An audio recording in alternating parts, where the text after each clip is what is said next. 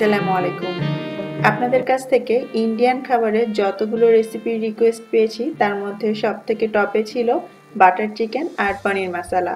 Butter চিকেনের recipe already আমি share করেছি। আজকে আপনাদের জন্য নিয়ে এলাম ইন্ডিয়ান ধাবা স্টাইলে পনির মাসালার রেসিপি। চেষ্টা করেছি অথেন্টিক রেসিপিটা খুব সহজভাবে আপনাদের সামনে তুলে ধরার। আশা করছি সবার অনেক ভালো লাগবে। আজকের পনির মশলা তৈরি করার জন্য আমাদের লাগবে পনির। আপনারা যারা দেশে থাকেন তারা খুব সহজে এটা কিনতে পেয়ে যাবেন, আর দেশের বাইরেও ইন্ডিয়ান গ্রোসারি বা এশিয়ান শপগুলোতেও কিন্তু এই পনিরগুলো কিনতে পাওয়া যায়। আমি এখানে 250 গ্রামের একটা বার নিয়েছি। এখন এই পনিরটাকে আপনার পছন্দ মতো সাইজ বা ডিজাইনে আপনি কেটে নিতে পারেন। অনেকে ট্রায়াঙ্গেল করে কাটেন, অনেকে একটু লম্বাটে করে কাটেন, আবার কেউ কেউ কিউব করেও কাটেন। যেহেতু আমি আজকে ধাবা স্টাইলে করে দেখাবো, তো ম্যাক্সিমাম ধাবাতেই এরকম কিউব বা চারকোনা করে কাটা হয়। আর সাইজটা আপনি চাইলে আরো একটু ছোট করতে পারেন, এর থেকে বড় না করলেও হবে। তো সবগুলো পনির আমি এইভাবে কিউব করে কেটে নিব। পনিরগুলো আমার কাটা হয়ে গিয়েছে, আর যেহেতু আজকে আমরা মশলা পনির বানাচ্ছি, তো অবশ্যই পনিরগুলোকে একটু মশলা দিয়ে মেখে নিতে হবে। তো মেরিনেশনের জন্য আমি এখানে লবণ, হলুদ আর মরিচের গুঁড়ো নিয়েছি। তিনটা একসঙ্গে মিলিয়ে নিলাম, তারপর পনিরের উপর দিয়ে এইভাবে আমি একটু ছড়িয়ে দিচ্ছি। তারপরে হাতের সাহায্যে প্রত্যেকটা পনিরের গায়ে এই মশলাটা খুব ভালোভাবে মেখে দিতে হবে। খেয়াল করবেন পনিরগুলো কিন্তু প্রথম থেকেই বেশ সফট থাকে, মাখতে গিয়ে আবার যাতে ভেঙে না যায়। মাখা হয়ে গেলে তারপরে এগুলোকে কিছুক্ষণের জন্য রেখে দিতে হবে, এতে করে মশলাগুলো কিছুটা হলেও এর মধ্যে ঢুকে যাবে। এবারে এই পনির মশলা তৈরি করতে আমাদের যা যা লাগবে তার মধ্যে আমি 3টে পেঁয়াজ নিয়েছি মাঝারি সাইজের, 1 ইঞ্চি মাপের ছোট্ট এক টুকরো নিয়েছি আদা, এবং ছোট বড় মিলিয়ে 5 কোয়া রসুন নিয়েছি। সেই সাথে মাঝারি সাইজের 2টো পাকা টমেটো আছে। তো এই পনির মশলা তৈরি করার জন্য আমাদেরকে এই সব মশলাকে খুবই মিহি করে কাটতে হবে, যেটাকে কিমাও বলতে পারেন। তো আপনার যদি বটি বা ছুরি দিয়ে কাটার সেরকম অভ্যাস থাকে আপনি কাটতে পারেন, তবে আমি আজকে খুব সহজ একটা পদ্ধতি দেখিয়ে দিচ্ছি। তার জন্য আমাদের লাগবে গ্রেটার। সবার বাসায় এই ধরনের গ্রেটার থাকে। বড় ছিদ্র দিয়ে আমরা পেঁয়াজ আর টমেটো কাটবো, আর আদা রসুনটা ছোট ছিদ্র দিয়ে গ্রেট করে নিব। তো আমি এখানে একটা বক্স গ্রেটার নিচ্ছি যাতে এটা বেশি ছড়িয়ে না যায়। তারপরে পেঁয়াজগুলোকে নিয়ে এইভাবে গ্রেট করে দিচ্ছি। দেখবেন খুব সহজে একদম মিহি কুচি বা কিমার মতো হয়ে যাচ্ছে, যেটা আপনি ছুরি বা বটি দিয়ে করতে গেলে অনেক সময় লাগবে। অথবা আপনি চাইলে যদি আপনার কাছে চপার মেশিন থাকে তো সেটাতেও এইভাবে একদম মিহি করে চপ করে নিতে পারেন। দেখতেই পাচ্ছেন গ্রেটার দিয়েও কিন্তু কাজটা খুব সহজে আর তাড়াতাড়ি হয়ে যাচ্ছে। এখানে আমি পেঁয়াজগুলো এইভাবে গ্রেট করে নিয়েছি বড় ছিদ্রওয়ালা গ্রেটার দিয়ে, আর ছোটটা দিয়ে আদা আর রসুনটাকেও গ্রেট করে নিয়েছি। এবার থাকছে আমাদের টমেটো। টমেটো চাইলে আপনি ছুরি দিয়ে খুব ভালো করে চপ করে নিতে পারেন, অথবা পেস্টও করে নিতে পারেন। তবে এটাও কিন্তু গ্রেটার দিয়ে খুব ভালোভাবে করা যায়, সময়ও কম লাগে, আর সব থেকে যেটা এর বেনিফিট সেটা হচ্ছে যে এর যে চামড়াটা সেটা কিন্তু আলগা হয়ে যায়। ভেতরের টমেটোটা একদম মিহি পেস্টের মতোই হয়ে যায়, আর বাইরে থেকে এই চামড়াটা আলাদা হয়ে যায়, যার কারণে আমাদের গ্রেভিটাও কিন্তু খুব স্মুথ হয়। একটা টমেটো করে ফেলেছি, বাকি টমেটো আমি একইভাবে গ্রেট করে নিব। এবারে চলে এলাম মূল রান্নায়। চুলায় মিডিয়াম আঁচে একটা প্যান বসিয়ে তাতে আমি 2.5 টেবিল চামচের মতো তেল দিয়ে দিলাম, আর সেই সাথে একটা বড় চামচ ভর্তি করে দিয়ে দিচ্ছি ঘি। আপনি চাইলে ঘি দিয়েও পুরোটা রান্না করতে পারেন, তবে এভাবে তেল আর ঘি মিশিয়ে নিলেও হবে, অথবা চাইলে ঘিয়ের পরিবর্তে বাটারও দিতে পারেন। একটু নেড়েচেড়ে মিশিয়ে নিচ্ছি। তেলটা হালকা গরম হলেই আমি চুলার আঁচটা লোতে করে দিব। তারপরে সেই ম্যারিনেট করে রাখা পনিরগুলো ভেজে নিব। সবগুলো একসঙ্গে দেওয়ার দরকার নেই, একটু ফাঁকা ফাঁকা করে দিবেন এবং বেশি ওভারলোড করবেন না, তাহলে নাড়াচাড়া করতে গেলে ভেঙে যাবে। আর সব থেকে ইম্পর্ট্যান্ট যেটা, এই পনিরগুলোকে একদম কড়া করে ভাজা যাবে না বা লম্বা সময় নিয়েও ভাজা যাবে না, তাহলে কিন্তু এগুলো শক্ত হয়ে যাবে। 1 মিনিটের মধ্যেই 2-3 পাশ উল্টে পাল্টে আপনি এগুলোকে তুলে ফেলবেন। পনিরগুলো তুলে নেওয়ার পর ওই একই তেলে আমি এখন কিছু গোটা মশলা ফোড়ন দিচ্ছি। এর মধ্যে আছে তেজপাতা, শুকনা মরিচ, জিরা, লবঙ্গ, দারচিনি আর এলাচ। এলাচ নিয়েছি 2টো, এবং সেটাকে আমি খুব ভালো মতো একটু ক্রাশ করে দিয়েছি যাতে এর সুগন্ধটা ভেতরে ঢুকতে পারে। একটুখানি নেড়ে চেড়ে নিব, আর যখনই এগুলোর গায়ে বাবল উঠতে শুরু করবে তখনই আমি সেই গ্রেট করা পেঁয়াজ 3টা এর মধ্যে দিয়ে দিচ্ছি। আর এই পর্যায়ে চুলার আঁচটা আপনি আবার বাড়িয়ে দিবেন। আমি মিডিয়াম হাইতে করে দিচ্ছি, এতে করে আমাদের পেঁয়াজটা খুব তাড়াতাড়ি ভাজা হবে। এই পেঁয়াজটাকে আমাদেরকে একদম বেরেস্তার মতো সোনালি করে ভাজতে হবে।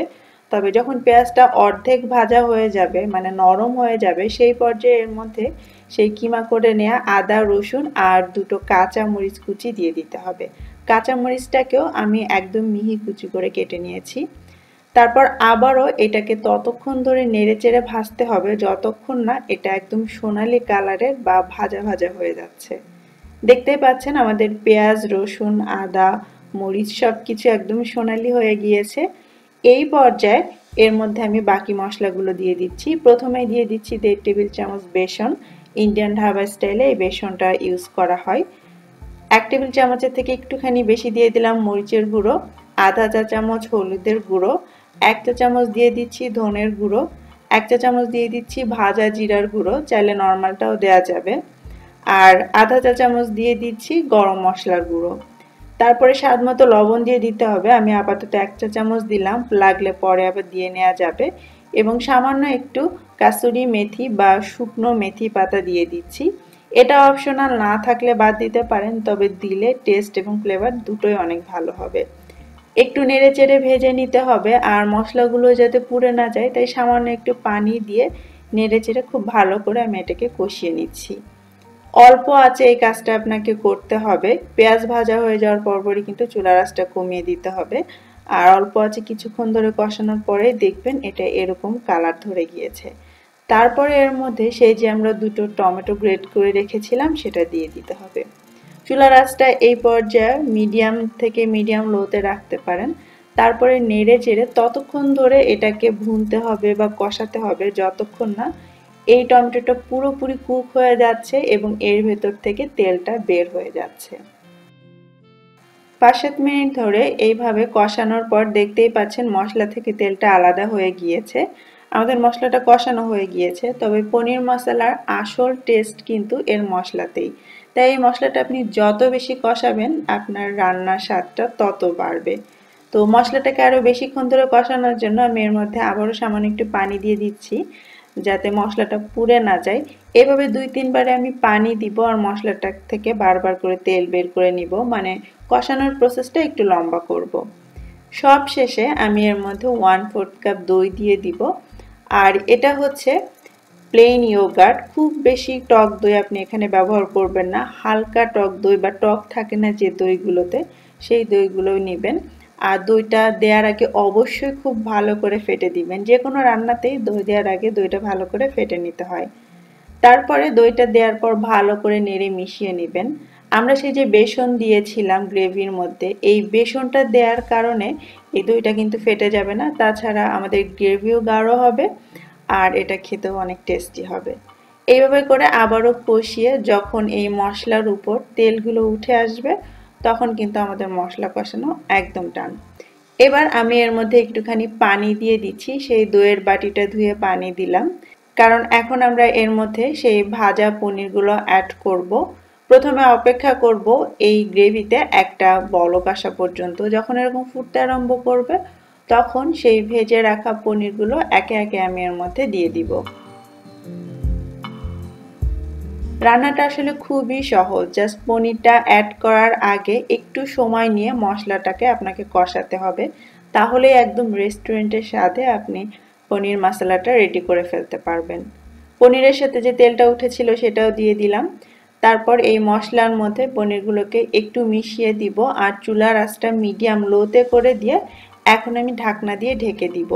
পনিরটা দেওয়ার পর খুব বেশি সময় রান্না করা যাবে না, ঢাকনা দিয়ে জাস্ট 5 মিনিট আমি এটাকে কুক করব, কারণ আমাদের যা রান্না মশলা সেটা আমরা আগেই করে ফেলেছি। 5 মিনিট পরে এবার আমি ঢাকনাটা সরিয়ে নিচ্ছি। দেখতেই পাচ্ছেন তেল উপরে উঠে গিয়েছে। আর এই সময়ের মধ্যে আসলে খুব বেশি ঝোলটা শুকাবে না, তবে ঠান্ডা হতে হতে দেখবেন এটা আরও একটু গাঢ় হয়ে যাবে, যেহেতু এর মধ্যে বেসন আছে।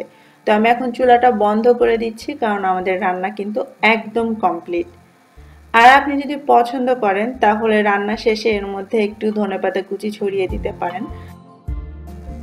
এটা হচ্ছে চুলা থেকে নামানোর 10 মিনিট পরের অবস্থা। দেখতেই পাচ্ছেন কালারটাও যেমন সুন্দর হয়েছে, সেই সঙ্গে গ্রেভিটাও কিন্তু বেশ গাঢ় হয়েছে।